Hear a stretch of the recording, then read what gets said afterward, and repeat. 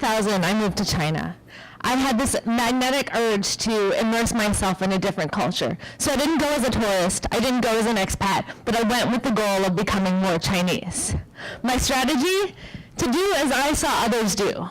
Local foods, local customs. I even married a local man. But while this made it easier for me to be successful in China, it really didn't work because Chinese culture continued to baffle me. So take Chinese traffic, for example. It's complete chaos, lacking in what I saw as common sense. But Chinese drivers were able to navigate this complexity with such ease and such intuition. So how is that even possible?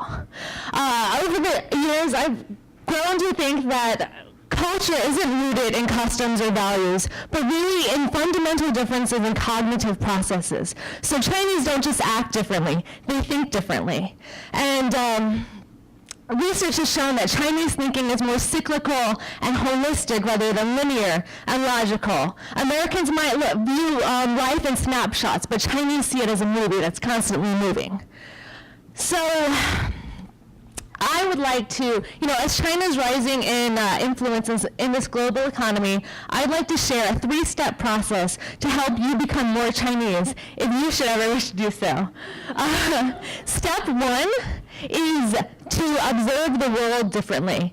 One study that tracks eye movements, they show that Chinese spend more time scanning the entire picture, but Americans hone in directly on a dominant image. So in this next study, Americans love to put this target object in group 2 because they hone in on that dominant stem, that straight stem. But the flower actually shares more characteristics with group 1, where Chinese are more likely to place it in this study. So in terms of traffic, we can see that Chinese are much more acutely aware of everything that's going on around them because they're using their senses to make much more observations. Step 2 is to redefine your world. Stop thinking in categories and start thinking in relationships. Look at interdependencies. Strive to see the bigger context. When asked which two go together, American kids will put the cow with the chicken because they're both animals, so category thinking. But Chinese kids will put the cow with the grass because cows eat grass, which is relationship thinking. Chinese also put more emphasis on external forces shaping individual behavior and outcomes. And so this emphasis on relationships and on external forces actually allows Chinese to be more, allows them to more frequently predict change and more quickly react to it, which is essential when you're driving on this kind of street. And step 3 is to, waiting for the slide to change, redefine your sense of self. And so as Americans, we love to be independent, to be distinct, to be different. But Chinese doesn't even have a word for individualism. The closest word you can get is the word for selfishness.